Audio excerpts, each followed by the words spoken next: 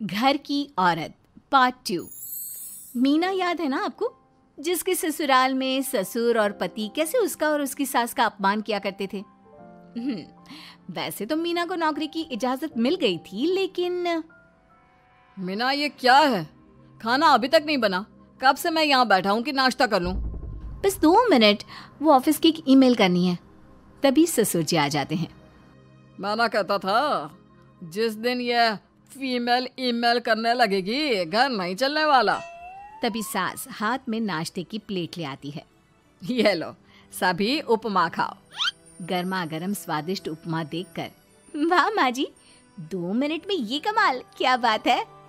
वो आता है ना रेडी टू ईट वाला पैकेट, वही बनाया है। स्वाद बता बहू कैसा है।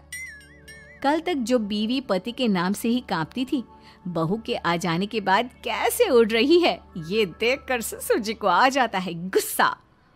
हाँ, पैसे तो पेड़ पर उगते हैं ना, या तेरा बाप दे जा रहा है जो बैठे बैठे पैसे खर्च कर रही है। अरे जरा शरीर चला लिया कर, वरना पता है ना जब मेरा हाथ पड़ेगा तो कैसे काम करती है तू।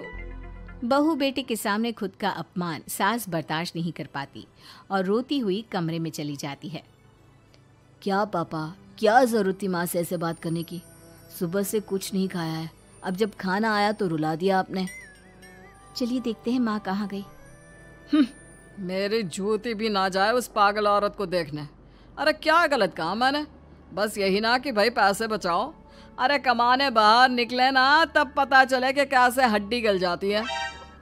बात तो सही कह रहे हैं पिताजी, माँ को तो बस पैसे उड़ाना आता है।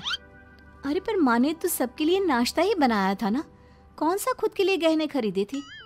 खैर, बहू समझ जाती है कि सारा मामला कमाई का ही है, क्योंकि सास कुछ करती नहीं, कुछ कमाती नहीं, तो ससुर जी उन पर हावी रहते हैं। फिर क्या था, अब थी बारी बहू की। माँ जी, दरवाजा खोलिए, देखिए मैं उपमा लेकर आई हूँ, गर्मा गर्म खा लेते हैं। सास कमरा खोल देती है।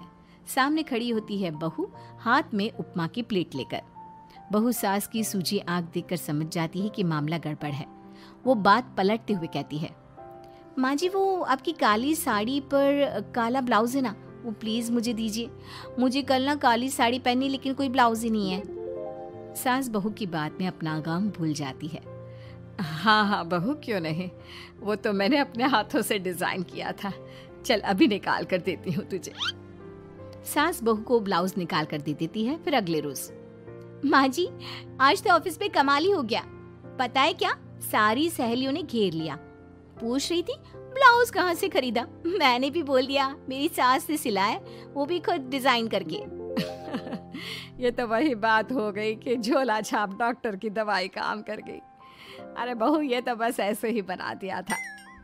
लेकिन माँ जी आपको पता है, ये देखिए 2 लोगों ने तो मुझे कपड़ा भी दे दिया और नाम भी, सेम टू सेम डिजाइन का ब्लाउज बना दो, और बदले में ये 2000 रुपए। हाथ में 2000 देखकर सास की तो आंखें फटी की फटी रह जाती है। अरे बहू, ये तो कमाल ही कर दिया। ये काम तो मैं कल तेरे ऑफिस जाने से पहले ही खत्म कर दूंगी। सच्ची माँ जी, कैसे इतनी जल्दी? अरे बहू, वो बस नाप है ना, उसी के आकार का काट काट कर डिजाइन ही तो देना है। ये तो मेरे बाएं हाथ का खेल है। अगले रोज बहू ऑफिस जाती है और फिर शाम को 2 ब्लाउज ले आती है। अरे बहू क्या बात है, लेकिन इसकी डिजाइन। बहू फोन में सास को डिजाइन दिखाती है। अरे ये तो बच्चों वाला डिजाइन है, रुक अभी थोड़ी देर में ही दे देती हूँ। सास बहू को कपड़े सिल कर देती और बहू सास को रुपए। फिर एक रोज, माँ जी ये लीजिए कपड़े, लेकिन इसकी सिलाई मैंने ज्यादा ली है। तो क्या है ना, हैवी काम है तो मेहनत ज्यादा लगेगी ना आपको। अरे रहने देती बहू, मैंने कौन सी बुटीक खोली है। बहू को सास की बात में दम लगता है और वो कुछ सोचती हुई निकल जाती है। वो कमरे में बैठी होती है कि उसकी ससुर की जोर जोर से चिल्लाने की आवाज आती है। फिर फिजूल खर्ची। अरे तुम्हारे जैसी बेकार नाकाम काज करने वाली औरत कब पैसे की कीमत समझेगी। Thank you for watching my video. Please like, subscribe and share us.